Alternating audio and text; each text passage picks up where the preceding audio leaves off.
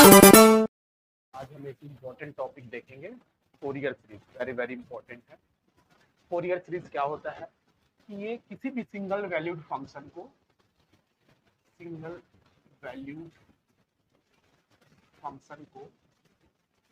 ये periodic function में change करता है। ये पीरियोडिक फंक्शन में चेंज कर देता है। पीरियोडिक,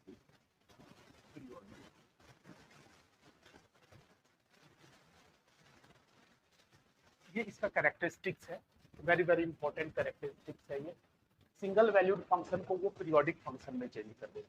तो ये चेंज करने से फायदा क्या होता है? देखिए, जो भी अपने पास सिंगल वैल्यूड फंक्शन है, एफ एक्स इक्वल टू मान लीजिए एक्स है ना, तो इसका यदि आप कैरेक्टरिस्टिक्स जानना चाहें, F X equal to X, इसका ग्राफ खींचेंगे तो एक स्ट्रेट लाइन आएगा। तो इसका अलग अलग पॉइंट पे इसका कैरेक्टरिस्टिक्स अलग अलग होगा। तो आप इसका यूनिक कैरेक्टरिस्टिक्स नहीं बता पाएंगे क्योंकि हर पॉइंट पे इसकी वैल्यू अलग अलग है। तो इसकी जो कैरेक्टरिस्टिक्स है आपको पता नहीं चल पाएगा इस फंक्शन का।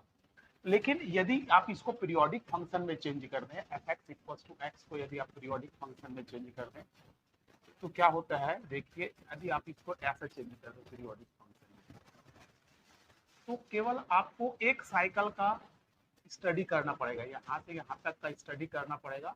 बाकी पूरा कैरेक्टरिस्टिक्स आपको पता चल जाएगा। इनफाइनाइट पॉइंट तक में भी इसके कैरेक्टरिस्टिक्स आपको पता चल जाएंगे। बहुत सारे जिस पॉइंट पे आप निकालना चाहें वहां पास आपको इसका कैरेक्टरिस्टिक्स पता चल जाएगा यदि आप एक पीरियड का स्टडी करेंगे। तो यहाँ जो कैरेक्टरिस्टिक, यहाँ क्या कैरेक्टरिस्टिक्स होगा जो यहाँ पास है, इसका क्या कैरेक्टरिस्टिक्स होगा जो यहाँ पास है, इसका क्या कैरेक्टरिस्टिक्स होगा जो यहाँ पास है। मतलब यदि किसी सिंगल वैल्यूड फंक्शन को पीरियोडिक फंक्शन में चेंज कर दें तो क्या होता है कि जैसा बिहेवियर उसका एक साइकिल पे होता है, उसका बिहेवियर आगे जो है उसका बिहेवियर वही रिपीट होते जाता है। तो इसके कैरेक्टरिस्टिक्स के बारे में अपन जानकारी रख सकते हैं। तो फोरियर सीरीज अपने को यही बताया है कि ये सिंगल वैल्यूड फंक्शन को पीरियोडिक फंक्शन में चेंज कर देता है। ठीक है, अब इसके इसको कैसे निकालते हैं ये अपन देखते हैं, इसको कैसे फाइंड करेंगे। फोरियर सीरीज को अपन मेनली दो पार्ट में डिवाइड करते हैं। पूरे यूनिट में जो अपने को पढ़ना है फोरियर सीरीज को, उसको दो पार्ट में डिवाइड करते हैं। ये क्या करता है, किसी भी सिंगल वैल्यूड को पीरियोडिक फंक्शन में चेंज करता है। वो मोशन जो होना चाहिए पीरियोडिक होना चाहिए, बार बार रिपीट होना चाहिए। तो फोरियर सीरीज फॉर फाइंड करने का जो अपने पास फॉर्मूला है वो है F X is equal to A zero by two plus summation N equal to one to infinitive A N cos N X plus summation N equal to one to infinitive B N sine N X. ये अपने पास formula है। जहां अपने को A zero A N और B N जी constant है, इसकी वैल्यू को निकाल करके फिर से यही पुट कर देते हैं। जिस फंक्शन के लिए अपन पीरियोडिक फंक्शन निकालना चाहते हैं, जिस फंक्शन के लिए फोरियर निकालना चाहते हैं, उसके लिए अपन ए जीरो ए एन और बी एन की वैल्यू फाइंड करके फिर से यही पुट कर देंगे तो अपने को फोरियर सीरीज मिल जाता है।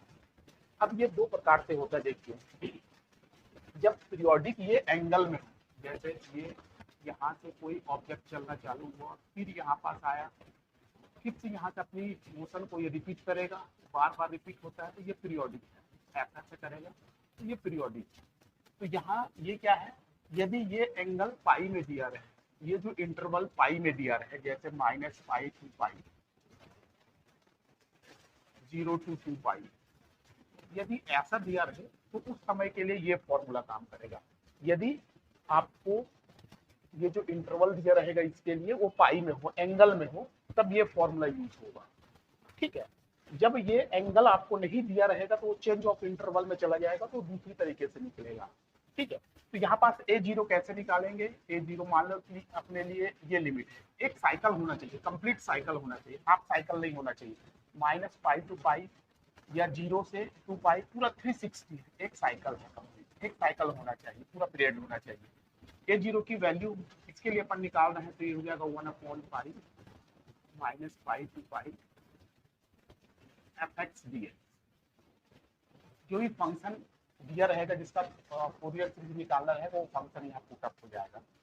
इस तरीके से आप ए जीरो की वैल्यू निकालेंगे, फिर ए एन की वैल्यू निकालेंगे, A N equals 1/5 minus 5 to 5 F X cos N X D X. ऐसा आप ए एन की वैल्यू निकालेंगे और बी एन की वैल्यू निकालने के लिए 1/5 माइनस 5 to 5 ये F X sine N X D X. ऐसा निकालेंगे ए जीरो ए एन और बी एन की वैल्यू, इसको निकाल करके फिर से आपको यही पुटअप करना है, ये कांस्टेंट की वैल्यू निकाल के यही पुटअप कर देंगे तो ये आपका फोरियर सीरीज निकल जाएगा। इसके लिए जो एंगल के फॉर्म में हो, जो पीरियोडिक हो, है ना, जो अपनी मोशन को रिपीट करता हो, है ना, एक समय के पर्टिकुलर समय के बाद अपनी स्थिति को रिपीट करता हो, तो पीरियोडिक कहलाता है। ये पीरियोडिक किस में होना चाहिए? एंगल में होना चाहिए, -π to π या 0 to 2π, कंप्लीट एक साइकिल होना चाहिए, तो उस समय ये फॉर्मूला काम करेगा। ठीक है, यहाँ फोरियर सीरीज निकालने का ये फॉर्मूला है, ए zero A N B N का मान निकाल के आपको यहाँ पुटअप करना है।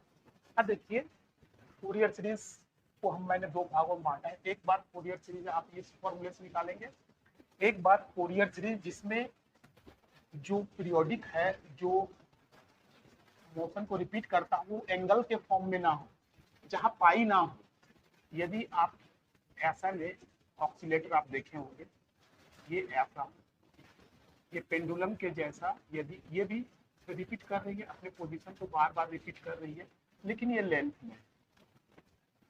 में चल रही है, तो ये भी क्या है? कंप्लीट एक साइकिल है, यहाँ से गया यहाँ तक, फिर यहाँ आया, फिर यहाँ से यहाँ गया, फिर यहाँ आया, तो ये क्या लेंथ में पीरियोडिक मोशन दे रहा है ना।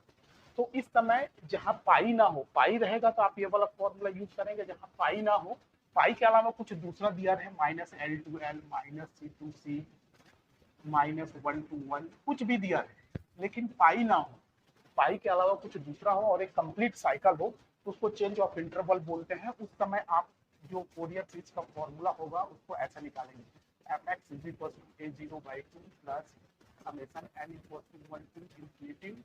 मैं इसके लिए निकाल रहा हूँ, ये हो जाएगा an, ये हो जाएगा cos n pi x/l, ये हो जाएगा plus summation n = 1 to ∞ bn sin n pi x/l, ये लिख देगा। ये फॉर्मूला ऐसा वर्क करेगा जहां पाई ना हो। आप दोनों तरीके से ऐसा याद कर सकते हैं। एक बार आपको ये वाला फॉर्मूला यूज करना है, एक बार आपको ये वाला फॉर्मूला यूज करना है, एक बार फॉर्मूला ये वाला यूज करना है। वो अकॉर्डिंग टू क्वेश्चन दिया रहेगा, क्वेश्चन में आपको इंटरवल हर हमेशा दिया रहेगा, किस इंटरवल में। यदि इंटरवल पाई में है, एंगल में है, तब आप ये वाला फॉर्मूला यूज करेंगे। यदि इंटरवल पाई के अलावा किसी दूसरे फॉर्म में, वहां पाई नहीं है, एंगल नहीं है, एंगल के अलावा कोई दूसरा इंटरवल आपको दिया रहे, तो उस समय आप ये वाला फॉर्मूला यूज करेंगे, है ना। मैं -L to L यूज कर रहा हूँ, आप C का भी यूज कर सकते हैं, यहाँ C हो जाएगा, यहाँ C हो जाएगा। यहाँ A0 कैसे निकालते हैं? A0 = 1/L, L के लिए बता रहा हूँ तो 1/L, ये -L to L, ये हो जाएगा fx। ठीक है, an कैसे निकलेगा? 1/L -L to L, ये हो जाएगा fx cos n pi x/l dx, और bn कैसा हो जाएगा? 1/L -L to L, ये हो जाएगा। जो भी फंक्शन, आपको फंक्शन भी एग्जाम में दिया रहेगा, किस फंक्शन का फोरियर निकाला, वो फंक्शन को यहाँ रखना पड़ेगा, sin n pi x/l। ये सभी की वैल्यू निकाल करके आप यहाँ पिकअप कर देंगे तो आपको फोरियर सीरीज निकल जाएगा। ठीक है, मेन रूप से आपको यही दो फॉर्मूला पढ़ना है फोरियर सीरीज में, कि जब इंटरवल पाई के फॉर्म में दिए रहे, कंप्लीट एक साइकिल है, उसके लिए फॉर्मूला काम करेगा। जब वो पाई के फॉर्म में ना हो, किसी दूसरे फॉर्म में हो, तो उस समय आप फोरियर सीरीज निकालने के लिए वाला फॉर्मूला यूज करेंगे। इसके लिए A0 an bn की वैल्यू आप ऐसा फाइंड आउट करेंगे। ठीक है, इसके अलावा देखिए ये दो मेन फॉर्मूला हो गया। इसके अलावा जैसे आप पॉइंट ऑफ, इसमें अपने को क्या क्या पढ़ना है? Point of discontinuity, point of discontinuity, point of discontinuity अपन इसमें भी पढ़ेंगे, इसमें इस फॉर्मूला में भी पढ़ेंगे। जहाँ इंटरवल माइनस पाई से पाई दिया है या पाई के फॉर्म में दिया है, ये फॉर्मूला लगेगा, नहीं दिया रहेगा तो ये वाला फॉर्मूला लगेगा, ठीक है। और दूसरा पढ़ना है even odd function, even and odd. इसमें भी क्या है, इवन ऑड फंक्शन इसमें भी लग सकता है जब इंटरवल ऐसा दिया है, इसमें भी लग सकता है इवन ऑड फंक्शन जब इंटरवल ऐसा दिया है। तीसरा हाफ रेंज सीरीज पढ़ेंगे। हाफ रेंज सीरीज में भी क्या करना है, हाफ रेंज सीरीज भी इस फॉर्म में भी आ सकता है, इस फॉर्म में भी आ सकता है। और उसके बाद है आपका प्रैक्टिकल हार्मोनिक एनालिसिस, इसको भी दोनों फॉर्म में पढ़ेंगे। बस थोड़ा थोड़ा फॉर्मूला चेंज होते जा रहेगा, बाकी कॉन्सेप्ट वही रहेगा।